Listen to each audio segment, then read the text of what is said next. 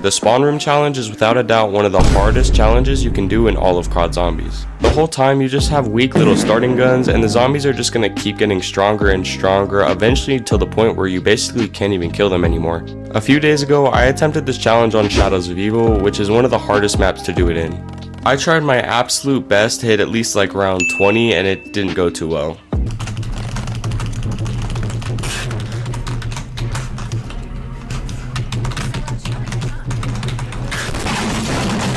Even with me trying my absolute hardest, the highest round I could get was only 13. I wanted to get a really high round in just the spawn room, but I knew I wasn't going to be able to do it on Shadows of Evil where the world record is 42, so I decided to try it on D Machina.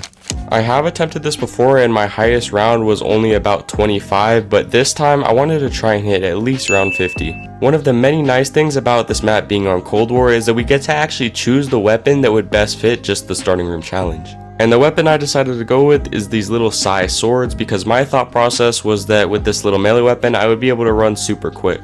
But looking back on that definitely wasn't the smartest decision because you can literally just pull out your fist if you don't have a second gun. But I definitely didn't want to return to the lobby just to switch my weapon, so I decided to just play the rest of the game out with the little swords. And it actually went surprisingly well because with the strategy I planned on using in this starting room, you don't even really have to use the starting weapon much at all. But for maybe the first 10 rounds I did use it a ton because I was trying to rack up as much salvage as I could. I even did turn on the rampage inducer just because I was feeling confident and wanted to speed things up a little bit. I would be lying if I said there wasn't kind of close calls like this, but I ended up always being saved by the fact that you could kind of lifesteal with these weapons. As you can see in the bottom left, every time I get a kill I actually instantly gain 15 HP, which saved me a ton of times. But that wasn't always going to save me, so on round 8 I did decide to turn off the rampage inducer where the zombies were just kind of already naturally speeding up. I was still one-shotting the zombies even on round 9, and that's half because I completed the super Easter egg, which allows you to start your gun off on blue or purple rarity. Then combine that with the fact that this is one of the most open starting rooms ever in COD Zombies, that people literally will just train in here even when they have the entire map open, and honestly with that I'd say it was pretty easy, at least up until this point. But now at the start of round 15, that's when probably the most dangerous thing spawned in, which is of course the megaton. Now originally I thought that you might have to turn on the power or something to get this guy to spawn, but it turns out he can literally just spawn whenever he wants, no matter if you have doors open or anything. But I did have a trick up my sleeve, and it's basically the entire reason the spawn room is just so easy compared to all the other ones, and that is entirely up to the crafting table. I instantly ran over there and crafted a hand cannon for literally just 50 high grade salvage, and this can split him in just 4 bullets, well if you have good aim that is. And while he was actually in the process of splitting, I threw on a semtex grenade so I could clear out at least most of the zombies so that I was able to pop my ring of fire and just literally one tap both the split versions of him. And just like that, he was completely dealt with, and that might seem really easy, but trust me, it gets a lot harder. When it was just a regular zombie round with no megatons to worry about, I was just crafting semtexes for 250 salvage apiece. Now you can basically infinitely do this because if you kill a full horde with one semtex grenade, chances are you probably will get more than just 250 salvage. But if you do happen to get unlucky like I did just right there and you don't get that much salvage from a full horde, you can always rely on the war machine. I'm sure most of you know what it is just because of how good it was, but for only 100 high grade salvage you get basically 12 instantly exploding semtexes that you can just shoot at any time. So if I ever ran out of semtexes or kind of needed something to rely on, I could just pull out the war machine real quick and kill zombies with that for a while. But round 19 was the next megaton round, and I actually got extremely lucky here because I got a nuke, which meant I didn't have to kill any of the zombies and the megaton was already half damaged. And not only that, but I also crafted decoy grenades for 500 salvage that if you just throw down, it's basically like a mini monkey bomb that doesn't last as long, and it just makes it extremely easy to deal with the megatons because you don't have to worry about any of the zombies. And now that he was dealt with, it was really just a breeze past these zombie rounds. I mean, really the only thing that I was worried about during most of this run is literally just the megatons. I even found a Casimir grenade, which I would craft if they weren't so expensive. But things started kind of going downhill on round 22 when another megaton spawned in, and I ran over to the crafting table to craft a hand cannon. Then when I tried to run out, these zombies blocked my path and that one zombie just barely cut me off, and I did actually go down. But I didn't panic and just let all the zombies run away from me before I actually revived myself. And the original plan I had in my head was to go and instantly buy another self-revive, but as soon as I got up, I noticed that the megaton was literally blocking the crafting table, so I was gonna have to deal with this guy with no self-revive. And right as I thought of that, this guy literally just charged me and got me all the way down to 25 HP. I just wanted to be as safe as possible, so I trained up all the zombies in a little horde, threw my decoy grenade, and was able to deal with both the megatons. But that goes to show just how dangerous they can be, especially when you don't have any armor and they literally come in mid-round. When all that happened, this reminded me of when I was actually doing this challenge like a year or two ago, and this happened.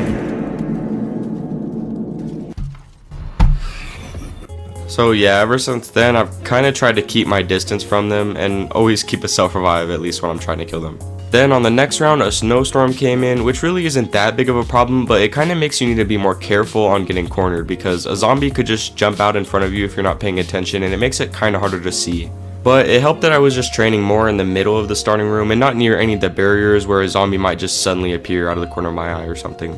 But now at this point, the starting room has kind of thrown everything that it has to actually kill me, and now we just have to get into the flow of just continuously doing it while the zombies just keep getting stronger and even faster.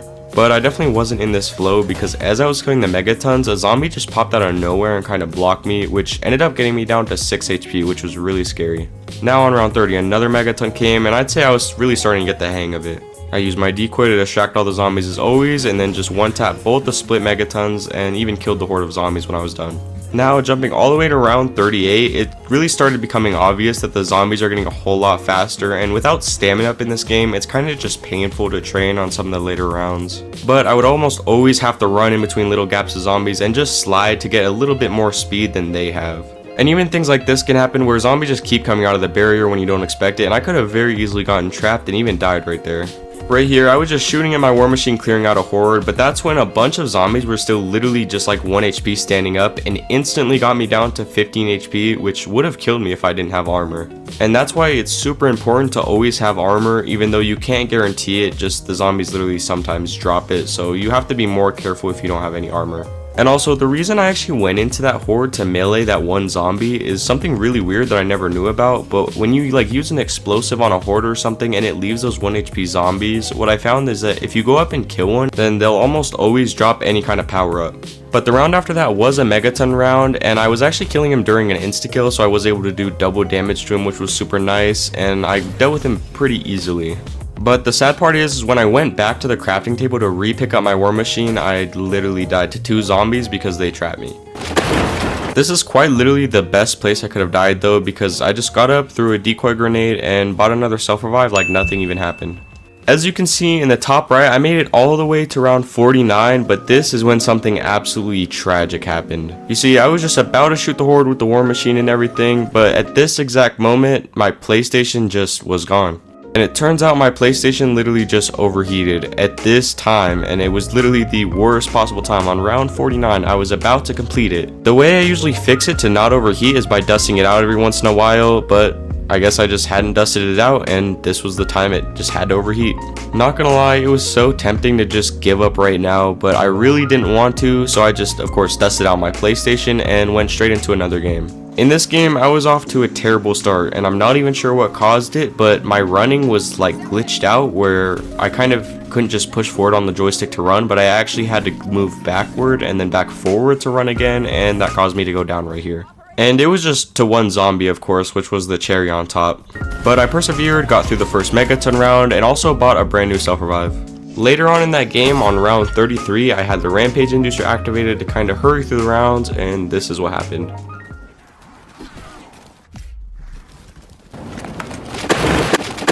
And what I did after that game is I went to sleep. But that wasn't the end of it, because the next day I was ready to finally once and for all complete this. I loaded in with a knife and turned on the rampage inducer, and now I had no excuses to not get through this. My PlayStation was dusted off, I was playing on a local game so my internet couldn't go out or anything. I was ready for the worst, okay? I stuck to the old strategy of just using the war machine whenever I was out of Semtexes and training all the zombies up kinda in the middle of the room. And honestly, it was all going well so far. On round 33, it was a megaton round, and I popped my ring to try to kill them, and I missed my final hand cannon shot on the very last split of the megaton. So what I did is headed back to the crafting table to try and craft another hand cannon, and I crafted a death machine on accident. But that was okay, because at the end of the day it did get the job done, and it killed the zombies and the megaton. On round 38, I ended up taking my first down when this zombie trapped me, and I literally just got melted by the entire horde.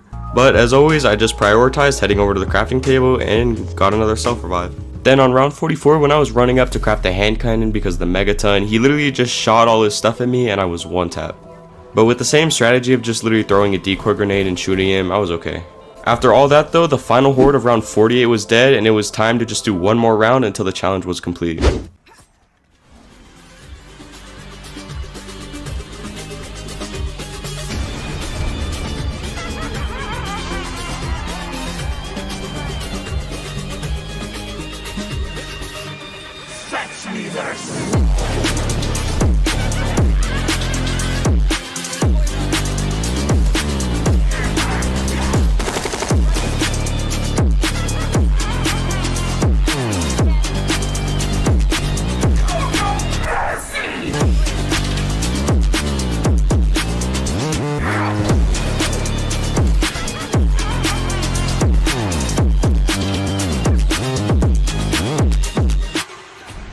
And just like that, after everything I went through, my PlayStation overheating, multiple deaths, I finally achieved round 50 without opening any doors. This was super fun to strategize and kind of figure out as I went along, so if you did enjoy, please be sure to leave a like and subscribe for more. Maybe even let me know if you want me to try to even get round 100 in here, because I definitely think I could do it with a lot of attempts. But anyway, I will see you all later.